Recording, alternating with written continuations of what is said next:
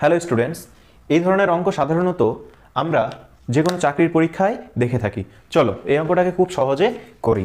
দেখো, আমাদেরকে প্রশ্নে কী বলে দিয়েছে যে 3^2x + 3^2y = 10 আর 3^x + y = 5।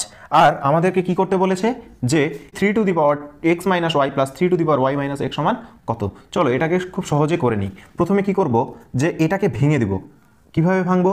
দেখো, আমরা সাধারণত এই সূত্র পড়ে এসেছি a⁻m -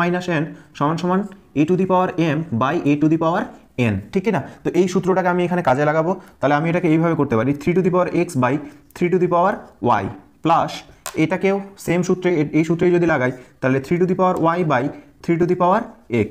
ওকে স্টুডেন্টস, এরপর কি করব, এটাকে লসাগু করব। লসাগু করলে কি পাবো? 3^y × 3^x। তাহলে এটার লসাগু যদি এর সঙ্গে আমরা ভগ্নাংশের যোগ বিয়োগ করতে জানি স্টুডেন্টস, তো দেখো এটা কেটে যাবে, তাহলে 3x পড়ে থাকবে। 3x আর 3x কি হবে? 3^2x। ওকে স্টুডেন্টস, প্লাস এটা আর এটা কেটে যাবে, পড়ে থাকবে কি? 3^y। 3^y × 3^y মানে কত হবে? 3^2y। ওকে স্টুডেন্টস, আরেকটা লাইন আমরা করব। দেখো 3^2x + 3^2y বাই, এখানে দেখো স্টুডেন্টস আমরা একটা সূত্র লিখছি a⁻m × a⁴n যদি হয় তাহলে আমরা কি করি? a⁻m + n। এই দুটো সূত্রকে মনে রাখবে কিন্তু।